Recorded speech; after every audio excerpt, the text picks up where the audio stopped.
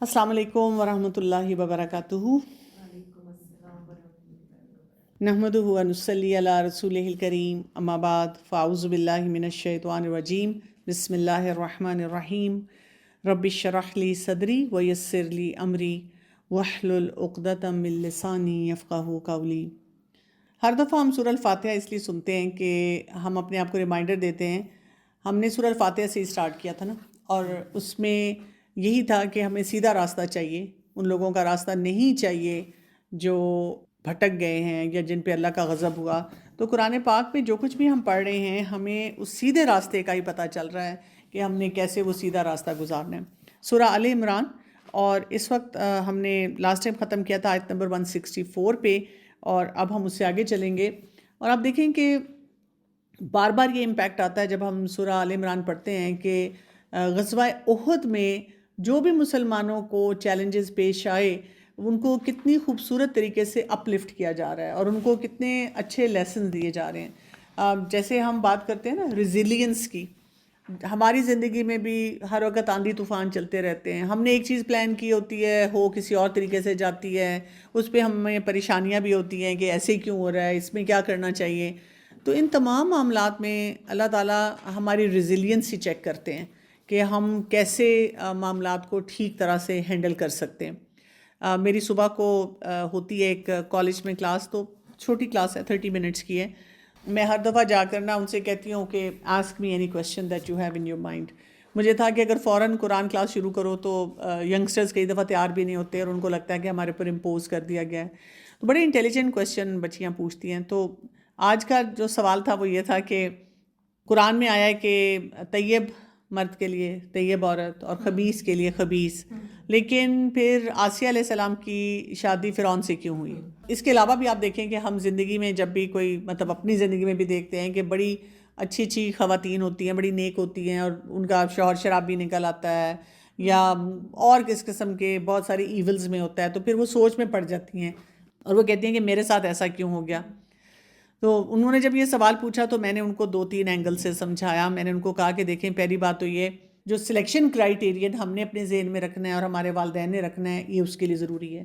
ایک جو طیب لڑکی ہوگی، اگر اس کو کوئی بھی لڑکا اپروچ کرنے کی کوشش کرے گا، میرا نمبر لے لو، چھپ کے بات کر لو، انسٹا پہ ہے، کہیں فیملی میں ہے، باہر ہے، تو طیب لڑکی یہ کام نہیں کرے گی۔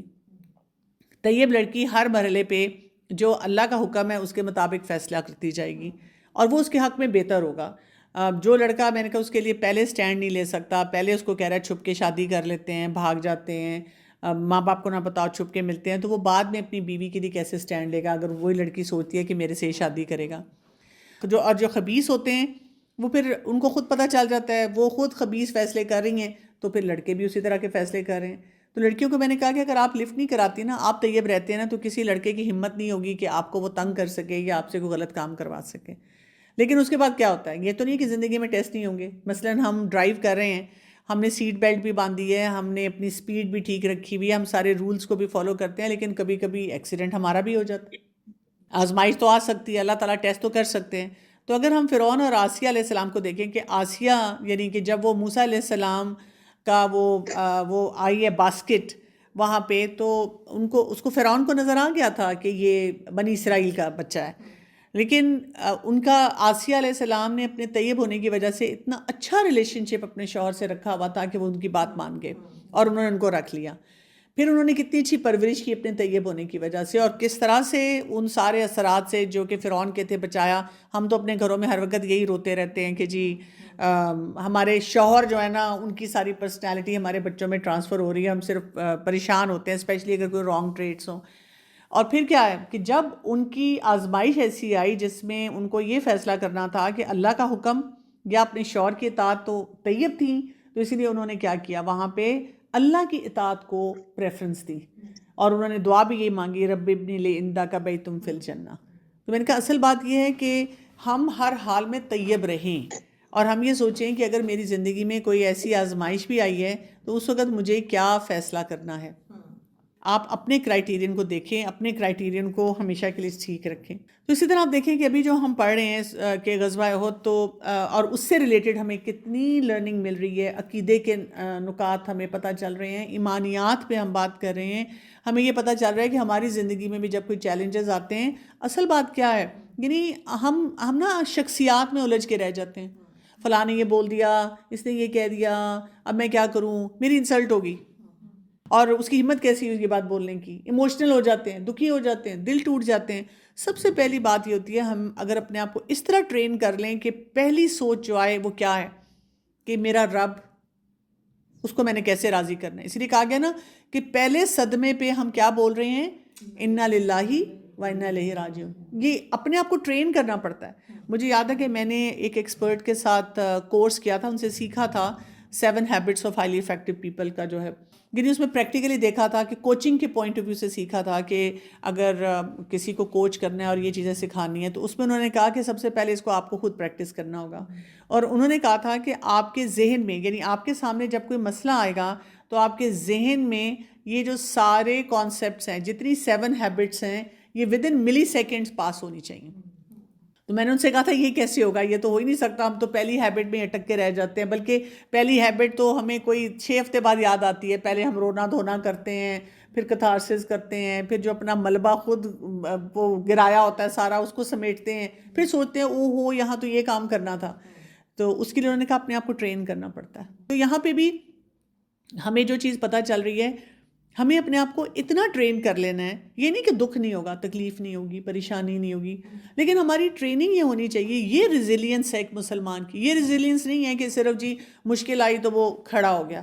ریزیلینس مسلمان کی، مومن کی یہ ہوتی ہے کہ اس کو سب سے پہلا خیال یہ آتا ہے کہ میرا رب جو ہے وہ اس سے راضی ہوگا کہ نہیں ہوگا، یہ فیصلہ مجھے یہاں کرنا چاہیے کہ نہیں کرنا چاہیے. اور اگر آپ کو نہیں سمجھ آ رہی تو آپ پھر کیا کرتے ہیں، آپ اپنے ایموشنل برین کے بجائے اپنے انٹیلیجنٹ برین کو یوز کرتے ہیں.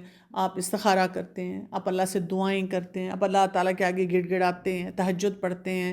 پھر اس کے ساتھ ساتھ آپ مشورے لیتے ہیں جو ہمارا جو اسلام کا طریقہ ہے، اور پھر قرآن و سنت کو ایکسپلور کرتے رہتے ہیں کہ کیا مجھے فیصلہ کرنا چاہیے. بہت سے فیصلوں میں آپ دیکھیں کہ جب ہم پریشان ہوتے ہیں نا، ہمیں لگتا ہے کہ یہ لائف اینڈ ڈیتھ سچویشن ہے، اگر 5 منٹ میں مجھے ہاں یا نہ میں جواب نہ ملا تو یہ مسئلہ پتہ نہیں کدھر چلا جائے گا. یہ ہمیں شیطان جلد بازی میں ڈالتا ہے اس وقت. حالانکہ مسائل کو حل کرنے کے لیے ٹھہراؤ، جتنا آپ آرام سے کریں گے، سوائے یہ کہ وہ ڈائر ایمرجنسی ہے جس میں آپ نے فیصلہ کرنا ہے نا.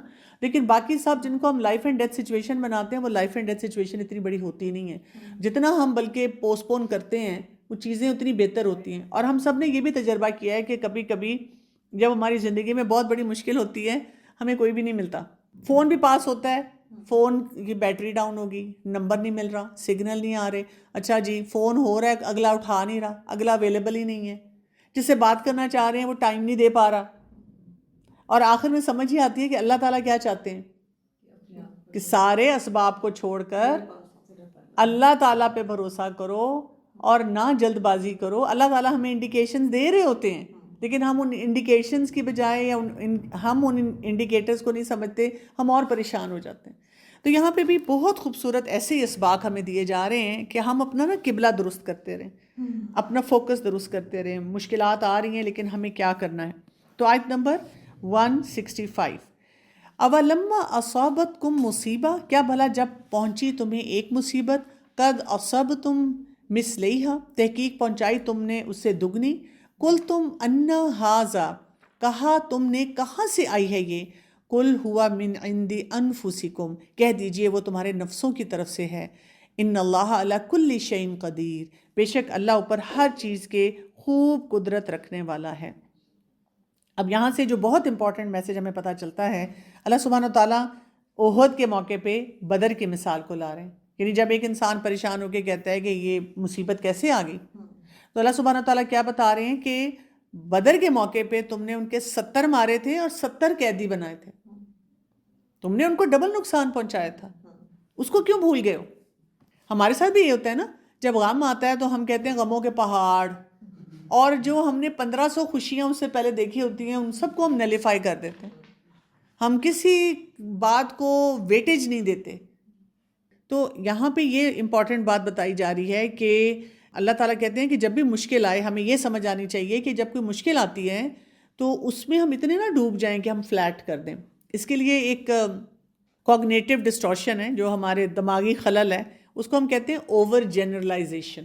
یہ وہ چیز ہوتی ہے، مثلاً ایک خاتون ہے، ان کی اپنے شوہر سے لڑائی ہوئی تو وہ آ کر کسی بھی تھیراپسٹ کو یہ کہتی ہیں کہ میں نے کبھی سکھ دیکھا ہی نہیں، میرا شوہر تو مجھے پوچھتے ہی نہیں.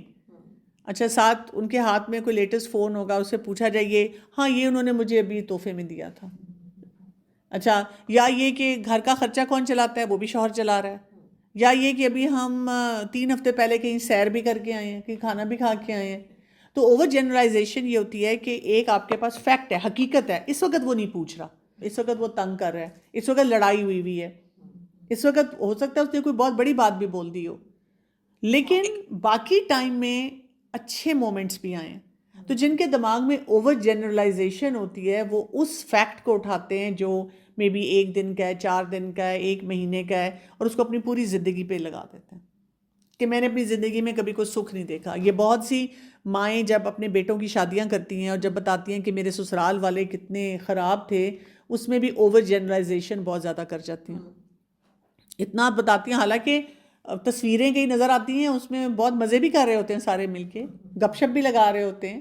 ایسے ہی ہے نا، مطلب ورس سے ورس انسان کے ساتھ ہر وقت بیٹھ کے تو نہیں ہم روتے رہتے، ہمیں مزہ بھی آ رہا ہوتا ہے کچھ جگہوں پہ، لیکن ہمارا دماغ اس طرح کرتا ہے. تو یہاں پہ بھی وہی بات بتائی جا رہی ہے کہ جب ایک مصیبت آئی ہے تو پچھلا یاد کرو، تھوڑا سا پاس میں جا کے دیکھو، وہاں پہ اچھی چیزیں بھی تھیں. اب اس پہ یہاں پہ پھر یہ بھی امپورٹنٹ کانسیپٹ آ جاتا ہے کہ ہمیں وہ جو ایک ہوتا ہے نا آدھا بھرا ہوا گلاس، وہ بھرا ہوا نظر آ رہا ہے، آدھا بھرا ہوا نظر آ رہا ہے یا آدھا خالی نظر آ رہا ہے. اس کو بھی ہم نے بار بار ٹھیک کرنا ہے. اگر ہم عام معاملات میں نا اپنے آپ کو ایک پازیٹیو پرسپیکٹیو دکھانا شروع کرتے ہیں، یہاں ٹھیک ہے یہ اس وقت چیلنج ہے، اس سے مجھے ڈیل کرنا ہے، اس کو برش آف نہیں کرنا. لیکن یہ نہیں ہے کہ ہمیشہ چیلنج رہے ہیں، یہ نہیں ہے کہ ہمیشہ مشکلات جو ہیں وہی رہی ہیں، اور یہاں پہ وہ مثال دی گئی ہے. دوسری بات جو ہمیں یہاں پتہ چلتی ہے کہ اللہ تعالیٰ فرما رہے ہیں کہ جو کچھ ابھی ہو رہا ہے، کرنٹ ٹائم میں ہو رہا ہے، کیا مطلب ہے اس کا، یہ کیوں ہو رہا ہے؟ قُلْ هُوَ مِنْ عِنْدِ أَنفُسِكُمْ، your own created problems. اس سے کیا پتہ چلتا ہے کہ ہم گناہ بھی کر جاتے ہیں، بلنڈرز بھی کر جاتے ہیں، غلط فیصلے بھی کر جاتے ہیں. قرآن و سنت سے ہٹ کے جب بھی ہم کچھ کریں گے تو ہماری زندگی میں مسئلے زیادہ آئیں گے. تو یہاں سے ہمیں یہ چیز پتہ چلتی ہے جب بھی یعنی ہماری زندگی میں کوئی چیلنج آئے گا تو ہم نے ضرور اپنے گناہوں پہ نظر رکھنی ہے. کئی دفعہ ہم ایسوسیٹ نہیں کر سکتے، مثلاً آپ کی نمازوں کی کوالٹی اچھی نہیں ہے تو آپ کو کوئی جھٹکا لگتا ہے، یا آپ دعائیں نہیں اتنی زیادہ پڑھ رہے، یا دعائیں پڑھ رہے ہیں تو ایبسنٹ مائنڈیڈ پڑھ رہے ہیں. جیسے آپ پھر دعائیں دل سے پڑھنا شروع کرتے ہیں تو آپ کو ایک دم احساس ہوتا ہے کہ ہاں آج کل میری دعاؤں میں نا وہ اثر نہیں تھا، پڑھ رہی تھی لیکن ریچول کے طور پہ پڑھ رہی تھی. یعنی آپ دیکھیں جب آپ کو جھٹکا لگتا ہے اور آپ کھول کے قرآن پڑھنا شروع کرتے ہیں، وہ آیتیں ہی اور طرح سے سمجھ آنی شروع ہو جاتی ہیں، اللہ تعالیٰ کے ساتھ تعلق جو ہے وہ اور مضبوط ہونا شروع ہو جاتا ہے.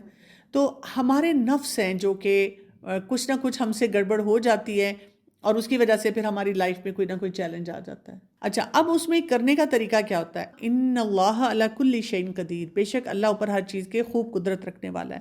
یوزلی لوگ جب ایسی آیات پڑھتے ہیں تو پھر اس کے بعد اتنے سیویئر قسم کی گلٹ میں چلے جاتے ہیں کہ وہ کہتے ہیں میں تو ہوئی گناہ گار، میں تو ہوئی بری، میں تو کوئی کام نہیں کر سکتی، کوئی فائدہ نہیں ہے کوئی چیز ٹھیک کرنے کا. ایسے نہیں سوچنا ہوتا. آپ نے اپنے آپ کو یہ بتانا ہوتا ہے کہ میرے سے گناہ بھی ہوا ہے اور اللہ تعالیٰ مجھے ٹیسٹ بھی کر رہے ہیں. اصل بات تو یہ ہے کہ میں نے اس وقت کرنا کیا ہے، کرنے کا کام جو ہے مجھے اس پہ توجہ دینی ہے. مثلاً اگر مجھے اپنا کوئی گناہ یاد آ رہا ہے تو اس کی میں کریکشن اصلاح کر دوں. اگر مجھے اپنا گناہ نہیں یاد آ رہا تو میں جتنے بھی کرنے والے کام ہیں ان کی کوالٹی کو امپروو کر لوں، اپنی نمازیں بہتر بنا لوں، نوافل کی کثرت شروع کر دوں، صدقہ بہت دنوں سے میں نے نہیں دیا وہ دوں، اپنی دعائیں بہتر کر لوں، اپنے جو لوگوں کے ساتھ معاملات ہیں اس میں بہتری لے کر آؤں، اپنے ساتھ اپنا تعلق جو ہے وہ بہتر بنا لوں. اسی طرح یہ بھی سوچ سکتے ہیں ہم کہ اللہ تعالیٰ دیکھیں درجات بھی بلند کرتے ہیں. کئی دفعہ ٹیسٹ ایسے آتے ہیں کہ اللہ تعالیٰ اس سے ہمیں ایک ہائی لیول پہ لے کے جانا چاہ رہے ہوتے ہیں، ہمارا یقین بڑھانا چاہ رہے ہوتے ہیں. تو ہم یہ بھی سوچ سکتے ہیں کہ اگر مجھے اور کچھ نہیں سمجھ آ رہا، میں نے یہ بھی سارے کام کر لیے، تو میرا کامل یقین اللہ پہ ہونا چاہیے. ان اللہ علی کل شیء قدیر، سب کچھ اللہ کی قدرت میں ہے، اللہ نے ٹھیک کرنا ہے، میں کیوں اللہ سے شکوہ کروں؟ میں نے تو اپنے رب پہ پورا بھروسہ کرنا ہے۔ اب پورے بھروسے میں یہ نہیں ہونا چاہیے کہ جو آؤٹ کم میں چاہتی ہوں وہ ہو جائے، ہاں اس کے لیے میں دعا کروں گی، میں اپنی چاہتے اللہ تعالیٰ کو بتاؤں گی، لیکن اگر میرا رب ویسے فیصلہ نہیں کرتا تو میں یہ نہیں کہوں گی دعا نہیں قبول ہوئی، میں ایسی باتیں نہیں کروں گی، میں یہ سوچوں گی اللہ کی قدرت میں تو ہر چیز ہے، اللہ تعالیٰ چاہتا تو یہ کر سکتا تھا، لیکن اگر میرے رب نے یہ فیصلہ نہیں کیا تو میرا رب ضرور مجھے کچھ سکھانا چاہتا ہے۔ یا یہ بھی پاسبلٹی ہے کہ کوئی ایسا میرا گناہ ہے جس کو مجھے مزید ٹھیک کرنے کی ضرورت ہے، میں اور زیادہ فوکس کروں، اور زیادہ اپنے آپ کو بہتری کی طرف لے کر جاؤں۔ اس سے ہمیں یہ پتہ چلتا ہے کہ جو اللہ تعالیٰ کی مدد کا وعدہ ہے نا، وہ اطاعت کے ساتھ مشروط ہے۔ یہ نہیں ہو سکتا کہ آپ اللہ کی اطاعت نہ کریں، آپ گانے سن رہے ہیں، فلمیں دیکھ رہے ہیں، ٹوٹی پھوٹی نمازیں پڑھ لی، کبھی پڑھی کبھی نہیں پڑھی، قرآن کو کبھی کھول کے نہیں دیکھا، اللہ کا بندہ بننے کے بارے میں نہیں سوچا، آپ ہر جگہ بیٹھ کے بس یہ کہتے ہیں کہ بس میرا دل صاف ہے، میں تو ایک اچھا انسان ہوں، I am a good human being, تو مجھے سب کچھ مل جائے، سارے بینیفٹس مل جائیں۔ دس ول ناٹ ہیپن۔ اللہ تعالیٰ نے بہت کلیئرٹی سے قرآن میں بتایا ہے کہ ہمیں اپنے اوپر کام کرنا پڑے گا، جو اللہ تعالیٰ نے سسٹم دیا اس کے مطابق چلنا پڑے گا۔ گناہ یہی ہے نا، جب کہا کہ تمہارے اپنے ہاتھوں کی کمائی ہے، تم اپنے نفسوں میں دیکھو تم کیا غلطیاں کر رہے ہو، نماز نہیں پڑھ رہے، قرآن کو نہیں دیکھ رہے۔ اچھا کوئی غلطی ہوتی ہے، اب ہم فرشتے تو نہیں ہیں، کبھی آپ کی قضا بھی ہو جاتی ہے، کبھی آپ کی کوئی نماز لگتا ہے کہ وہ کوالٹی نہیں ہو رہی، تو ہمارے دل میں ایک خفگی سی آتی ہے، ایک شرمندگی کا احساس ہوتا ہے کہ نہیں میں نے یہ نہیں کیا۔ اگر ہم بولڈ ہو کے کہیں کہ بھی کیا فرق پڑتا ہے اگر ہم نے یہ کر لیا، اس میں بھی جو فرق ہوتا ہے نا اس کو بھی ہم نے سمجھنا ہے۔ اس کے بعد آیت نمبر 166 جو ہے اس میں اللہ سبحانہ وتعالیٰ فرماتے ہیں وَمَا أَصَابَكُمْ يَوْمَ التَّقَى الْجَمْعَانِ فَبِإِذْنِ اللَّهِ وَلِيَعْلَمَ الْمُؤْمِنِينَ، اور جو کچھ پہنچا تمہیں جس دن آمنے سامنے ہوئی دو جماعتیں بس اللہ کے اذن سے تھا، تاکہ وہ جان لے مومنوں کو۔ اب ہمیں یہ بتایا گیا کہ یہاں پر ایمان کا ٹیسٹ تھا، اور یہ اللہ کے اذن سے تھا۔ اس کا مطلب ہے کہ ہماری زندگی میں بہت سے معاملات جو ہو رہے ہوتے ہیں وہ کس طرح ہوتے ہیں؟ اللہ کے اذن سے ہو رہے ہوتے ہیں۔ جو اللہ تعالیٰ چاہ رہا ہوتا ہے وہ معاملات ہو رہے ہوتے ہیں، لیکن ہم اس میں کیا کرتے ہیں؟ ہم اپنی زندگی کو مزید مشکلات میں ڈالنا شروع کر دیتے ہیں، ہم اس پہ عجیب اپنا مینٹل کیوس اور فزیکل کیوس اور پتہ نہیں ایموشنل کیوس جو ہے وہ شروع کر دیتے ہیں۔ تو ہمیں یہ پتہ ہونا چاہیے جو کچھ بھی ہوتا ہے اللہ کے اذن سے ہوتا ہے۔ اس وقت اگر ہم یہاں بیٹھے ہیں اللہ کے اذن سے بیٹھے ہوئے، جو لوگ سن رہے ہیں، جو لوگ اٹینڈ کر رہے ہیں، اللہ کے اذن سے کر رہے ہیں۔ ہم میں سے کسی کا کوئی کمال نہیں ہے، نہیں تو آپ دیکھیں کچھ لوگ ہیں وہ اتنا کچھ کرنا چاہتے ہیں، ان کو مواقع نہیں ملتے، کچھ لوگوں کو مواقع ملتے ہیں، ان کی طبیعت خراب ہو جاتی ہے، کچھ نہ کچھ ہو جاتا ہے۔ تو جو بھی ہوتا ہے ہماری زندگی میں اللہ کے اذن سے ہوتا ہے، لیکن اللہ تعالیٰ کیا دیکھ رہے ہیں اس میں؟ وَلِيَعْلَمَ الْمُؤْمِنِينَ، اللہ تعالیٰ دیکھ رہے ہیں، وہ جاننا چاہتے ہیں کہ کون انسان ایمان صاحب ایمان ہے۔ وہ جو میں نے آپ کو شروع میں بات کی تھی نا کہ پہلی تھاٹ ہم اپنے آپ کو پریکٹس کروائیں، پہلی تھاٹ ہماری کیا ہونی چاہیے؟ مجھے اللہ کا خیال آیا کہ نہیں آیا۔ پہلی تھاٹ یہ ہونی چاہیے کہ یہاں پہ مجھے اللہ کے لیے کیا کرنا چاہیے۔ جیسے میں نے کئی دفعہ اس چیز پہ کام کرنے کی کوشش کی، ہوتا ہے نا گاڑی میں ڈرائیو کر کے جا رہے ہیں، ایک دم کوئی بریک لگانی پڑ جائے تو اگر ہم آؤچ چیخ کچھ اور کر رہے ہیں، کلمہ نہیں پڑھا، تو میں بعد میں اپنے آپ کو کہتی ہوں کہ اچھا میں نے تو کلمہ نہیں پڑھا، یہ میرا ریفلیکس نہیں بنا ہوا۔ زلزلہ آتا ہے تو ہم کیا کرتے ہیں؟ کوئی اور ایسا ایک دم ڈیزاسٹر ہوتا ہے تو ہم کیا کرتے ہیں؟ کیا ہم اس وقت کوئی کلمہ پڑھتے ہیں؟ کیا ہم درود شریف پڑھتے ہیں؟ کیا ہم اللہ کو یاد کرتے ہیں؟ تو اگر ہم وہ کر رہے ہیں تو اس کا مطلب ہمارا وہ ریفلیکس بننا شروع ہو چکا ہوا ہے، اور اگر ہم وہ نہیں کر پا رہے ہیں تو اس کا مطلب ہے کہ ہمیں تھوڑی سی کانشیس ایفرٹ اور کرنی ہے۔ ایک دیکھو نکما اسٹوڈنٹ ہوتا ہے نا تو ہم کیا کرتے ہیں؟ ہم اس کو نکما رہنے دیتے ہیں، کتنی ٹیوشنز دلواتے ہیں، کتنا زیادہ اس کے اوپر کام کرتے ہیں، اور اس کو ساتھ ساتھ بیک اپ بھی کرتے رہتے ہیں کہ you can do it, you can do it. تو یہی والی بات ہے کہ جب اللہ تعالیٰ نے امتحان لینا ہے کہ آپ کا ایمان کدھر ہے، تو کوئی بھی اگر سچویشن آتی ہے اور ہمیں ایسا محسوس ہوا کہ ابھی میرے ایمان کا وہ لیول نہیں ہے، میں نے وہ نہیں کیا، don't give up on your self, آپ زیادہ پریکٹس شروع کر دیں، کیونکہ اللہ تعالیٰ نے جتنی زندگی دی ہے اللہ تعالیٰ موقع دے رہے۔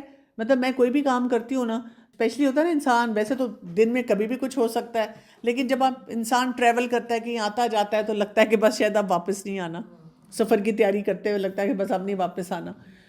جب آپ واپس آ جاتے ہیں نا تو پھر میں ہمیشہ اپنے آپ کو کہتی ہوں اللہ تعالیٰ نے ایک اور موقع دے دیا، اسی طرح کوئی نیچرل ڈیزاسٹر ہوتا ہے، پچھلے دنوں دیکھیں پاکستان میں کتنے فلڈز آئے. اب ہمارا اس پہ کیا کمال ہے کہ ہم نے کوئی ایسی سیفٹی میئرز کی ہیں کہ ہم بچ گئے ہیں، تو اللہ نے ہماری زندگی رکھی تھی تو ہم بچ گئے. اور بھی کتنے ڈیزاسٹرز ہوتے ہیں، لوگوں کے گھروں میں ہو جاتے ہیں، میڈیکلی کسی کا کوئی مسئلہ ایسا ہو جاتا ہے، تو اللہ تعالیٰ نے ہمیں ہر دن کی زندگی دی ہوئی ہے اس لیے کہ ہم اس میں سٹرائیو کریں کہ میں نے ایمان کے اس لیول پہ پہنچنا ہے جس سے ہمارا رب راضی ہو جائے. اچھا دیکھیں، نیت کا ثواب آپ کو ملنا ہے. جب آپ نے نیت اور کوشش کر لی نا، آپ نیت بھی کر لیں اور آپ سارا دن اس کوشش میں رہیں، تو انشاءاللہ اگر رزلٹ نہیں بھی آتا نا تو اللہ نے تو کوشش دیکھنی ہے کہ آپ کتنی کوشش جو ہے وہ کر رہے ہیں. میں کوشش کرتی ہوں اپنی زندگی میں نے ایک فارمولا بنایا ہے. میں نے اپنے آپ کو دیکھا ہے کہ میں وہ انسان ہوں جو میں بہت جلدی ہمت ہار جاتی ہوں. یعنی اندر سے مجھے اگر لگنا شروع ہو جائے نا کہ یہ کام مجھ سے نہیں ہو رہا، تو میں پھر مجھے لگتا ہے کہ بس پھر میں نہیں کچھ بھی کر سکتی. تو میں نا زیادہ دیر سوچتی نہیں ہوں. یعنی میں یہ کرتی ہوں کہ مجھ سے اگر کوئی کام نہیں کیا جا رہا نا، میں اپنے گناہوں کے بارے میں اور اس کے بارے میں نہیں اتنا سوچتی. میں کیا کرتی ہوں، میں نا یہ سوچتی ہوں کہ میں نے اس چیز کو ٹھیک کیسے کرنا ہے. میں نیگیٹو اینگل سے نہیں سوچ سکتی. میں نیگیٹو اینگل سے سوچوں تو میرا مورائل بہت ڈاؤن ہو جاتا ہے، پھر مجھ سے وہ کام نہیں کیا جاتا. میں یہ سوچتی ہوں اس کو ٹھیک کرنے کا طریقہ کیا ہوگا. پھر میں کیا کرتی ہوں، میں اللہ تعالیٰ سے دعا مانگتی ہوں، میں کہتی ہوں اللہ تعالیٰ میں بہت کمزور ہوں، اللہ تعالیٰ پھر مجھ سے غلطی ہوگی لیکن I am not giving up on my self. انشاءاللہ اللہ تعالیٰ ایک دن میں یہ کام ضرور کروں گی صحیح طرح سے. میں نے کوشش کرتے رہنا ہے. میں نے روز آپ سے معافی مانگنی ہے کہ مجھ سے یہ کام صحیح طرح نہیں ہو رہا، لیکن یہ کہ میں نے چھوڑنا نہیں ہے اپنے آپ کو. I am not giving up on my self. لیکن جس دن میں نے بہت ہائی لائٹ کر کے اپنے آپ کو بتا دیا تم یہ بھی نہیں کری، یہ بھی نہیں کری، یہ بھی نہیں کری، تو پھر کیا ہوگا؟ پھر جو میں کر رہی ہوں نا وہ بھی مجھ سے صحیح طرح نہیں ہوگا. اب ڈفرینٹ طرح کی پرسنالٹیز ہوتی ہیں نا، ہمیں اپنے آپ کو اسیس کرنا ہے. جیسے بچے پڑھائی کرتے ہیں، کوئی کہتا ہے میں رٹا لگا کے پڑھ سکتا ہوں، کوئی کہتا ہے میں کانسیپٹس کو سمجھ کے پڑھ سکتا ہوں، کوئی کہتا ہے میں صبح کو پڑھ سکتا ہوں، کوئی کہتا ہے میں شام کو پڑھ سکتا ہوں، کوئی کہتا ہے میں بول بول کے پڑھ سکتا ہوں، کوئی کہتا ہے کہ میں لکھ کے پڑھ سکتا ہوں. تو ہمیں خود دیکھنا ہے کہ میں نے اس امتحان میں کس طرح سے پاس ہونا ہے، کس طرح سے اپنے آپ کو آگے بڑھانا ہے. لیکن اصل ٹارگٹ یہ ہے کہ اللہ نے جب سانسیں دی ہوئی ہیں، زندگی دی ہوئی ہے، مواقع دیے ہوئے ہیں، ہم نے نہیں چھوڑنا. اور شیطان کیا چاہتا ہے؟ ہم چھوڑ دیں. وہ ہمیں ہر جگہ پہ اسی چیز پہ لارے بھی لگاتا ہے اور پریشان بھی کرتا رہتا ہے، مایوس کرتا رہتا ہے کہ ہم جو کرنے والا کام ہے وہ نہ کر سکیں کسی بھی طرح سے. میں نے کیا کہ سنا درس میں مجھے یہ بہت اچھی لگتی ہے لائن، جب خود بھی کہ جب بھی مایوسی آئے سمجھ لیں یہ شیطان کا ہے، کیونکہ شیطان ہی مایوس ہے نا. تو اس کو استغفار پڑھ، لاحول پڑھیں اور آپ احساس کریں کہ آپ اس کے ٹریپ میں. بالکل، مطلب شرمندگی اپنی جگہ ہونی چاہیے کہ مجھ سے گناہ ہو رہے ہیں، مجھ سے غلطیاں ہو رہی ہیں. اسی لیے آپ دیکھیں نا، ہمیں کیا پتہ چلتا ہے جب مشکل آئے تو ہم کیا کہتے ہیں کہ قدر اللہ وما شاء فعل، کہ بس اللہ کے حوالے ہیں. ہم تو اللہ کی خاطر جو کام کر رہے ہیں، ہم اپنی ان آزمائشوں کو اسی طرح لے کے چل رہے ہیں، اور جو کچھ ہمارا رب چاہتا ہے ہم اسی کے مطابق کریں گے. بس ہمارا ٹارگٹ یہ ہے کہ ہم نے اپنے رب کو راضی کرنا ہے. آیت نمبر 167، وَلِيَعْلَمَ الَّذِينَ نَافَقُوا، اور تاکہ وہ جان لیں ان کو جنہوں نے منافقت کی. ٹھیک، اللہ نے ایمان والوں کو جاننا ہے، اللہ تعالیٰ نے ان لوگوں کو جاننا ہے جنہوں نے منافقت کی. وَقِيلَ لَهُمْ، اور کہا گیا انہیں تعالوا، آؤ، قاتلوا فی سبیل اللہ، جنگ کرو اللہ کے راستے میں، او ادفعوا، یا دفاع کرو. قالوا، انہوں نے کہا، لو نعلم، اگر ہم جانتے ہوتے، قتالاً جنگ کرنا، لاتبعناکم، ضرور پیروی کرتے ہم تمہاری. ہم للکفر، وہ کفر کے، یومئذ اقرب، اس دن زیادہ قریب تھے، منہم للایمان، اس سے بنسبت ایمان کے. اب یہ اسی ریفرنس سے سارے جو واقعات ہیں منافقین کے، اس کے اوپر بات ہو رہی ہے. یقولون بافواہہم ما لیس فی قلوبہم، وہ کہہ رہے تھے اپنے منہ سے وہ جو نہیں تھا ان کے دلوں میں. واللہ عالم بما یکتمون، اور اللہ زیادہ جانتا ہے اس کو جو وہ چھپاتے تھے. اب یہاں پہ آپ دیکھیں کہ جو بات کی جا رہی ہے نا شروع میں، اگر اس آیت کو ہم دیکھیں، وَلِيَعْلَمَ الَّذِينَ نَافَقُوا، اور تاکہ وہ جان لے. جب ہم اللہ تعالیٰ کے بارے میں اس طرح کہتے ہیں نا، اس کا مطلب کیا ہے؟ اللہ تعالیٰ کا جاننا کیا ہے؟ اللہ تعالیٰ تو ہم دل میں بھی سوچیں تو اس بات کو جانتا ہے، لیکن اللہ تعالیٰ کے جاننے کی بات یہاں پہ کیوں کی جا رہی ہے؟ بیسیکلی ہمیں اللہ تعالیٰ ظاہر کر رہا ہے سب کے سامنے. یعنی اللہ تعالیٰ وہ جسے کہتے ہیں نا، اس کو ہم عام زبان میں کہتے ہیں حجت تمام کرتے ہیں. اللہ تعالیٰ ایکسپوز کرتے ہیں تھرو نیچرل ویز. یہ نہیں ہوتا کہ صبح ہم اٹھیں تو کوئی لسٹ آ جاتی ہے کہ آج اس کے ایمان کے اتنا % تھا اور آج یہ منافقت میں یہاں پہ تھا. لیکن اللہ تعالیٰ وہ سچویشنز اور سینیریوز دیتے ہیں ہماری زندگیوں میں جس میں صاحب ایمان ایمان کے مطابق فیصلہ کرتا ہے، اور جو منافق ہے جو کہ بڑے بڑے بول رہا ہوتا ہے وہ اسی چیز میں جو ہے نا وہ آگے چلا جاتا ہے۔ اب یہاں پہ اگر ہم تھوڑا سا دیکھ لیں کہ اللہ تعالیٰ نے کس طرح ظاہر کیا تھا کہ کون مومن ہے اور کون منافق ہے، اس میں عبداللہ بن ابی کا کردار آتا ہے۔ اور یہ ہم سب کو پتہ ہے نا کہ جب تک اسلام یعنی مکہ میں تھا تب منافقت نہیں تھی۔ کیوں نہیں تھی؟ اس لیے کہ تب تو حالات بڑے ڈیفیکلٹ تھے مسلمانوں کے لیے۔ تو منافقت جو بیماری ہے وہ ہے ہی جب آپ کے لیے اسلام مزے کی سویٹ ڈش بن جائے کہ آپ اسے کھائیں بھی اور آپ مزے بھی کریں اور آپ اس کے بینیفٹس انجوائے کریں، اور جہاں پر اس کی مشکلات ہیں تو وہاں پر آپ ادھر ادھر کسی تنگ گلی سے نکل جاتے ہیں، پھر آپ جو ہے اپنے لیے الگ سے کوئی فیصلہ کر لیتے ہیں۔ تو جب مدینہ میں آ کے مسلمان جو تھے ان کا اپنا ایک سٹیٹ بن گیا، ان کی دنیا میں ایک ریکگنیشن ہو گئی، اب وہاں سے لوگوں نے کہا کہ اچھا بھئی اس کے بھی فائدے ہمیں حاصل ہونے چاہیے۔ جیسے ہم اکثر دیکھتے ہیں کہ جب بھی کوئی ایک بہت اچھا کام شروع ہوتا ہے، کسی کاز کے لیے شروع ہوتا ہے، شروع میں بہت کم لوگ ہیں جو اس کو جوائن کرتے ہیں۔ بہت سے لوگ جو ہے نا پہلے دیکھتے رہتے ہیں۔ ایک تو یہ ہوتا ہے نا کہ آپ اس کی اوتھینٹسٹی دیکھ رہے ہیں، وہ تو ٹھیک بات ہے، لیکن ایک یہ کہ آپ دیکھ رہے ہیں اس سے فائدہ یا نقصان ہے۔ جب فائدہ ہونا شروع ہوتا ہے تو پھر ہر کوئی ان کے ساتھ سوشل میڈیا پہ پکچرز کھنچوانا شروع کر دیتا ہے، اور جب فائدہ نہیں ہو رہا تھا تو تب سب، اگر یا فائدہ نہ ہو تو تب سب پیچھے ہٹ جاتے ہیں، تب ایک ڈسکلیمر جو ہے نا وہ فوراً دینا شروع کر دیتے ہیں۔ تو یہاں پہ ہم دیکھتے ہیں کہ عبداللہ بن ابی جو تھا جب اپنے 300 ساتھیوں کو لے کر چلا اور واپس مڑ گیا تو اس سے اس کا نفاق جو ہے سب پہ ظاہر ہو گیا۔ اسی لیے یہاں پہ ہمیں یہ چیز پتہ چلتی ہے کہ یہ اس کا جو فیصلہ تھا وہ ٹھیک نہیں تھا۔ اچھا، جب وہ واپس جا رہا تھا تو اس وقت وہ لوگوں کے اوپر کیا پریشر بلڈ کر رہا تھا؟ وہ ان کو بیوقوف کہہ رہا تھا۔ وہ کہہ رہا تھا کہ آگے تم جاؤ گے تو قریش کا جو اتنا بڑا لشکر ہے تم لوگ اس سے کیسے لڑو گے؟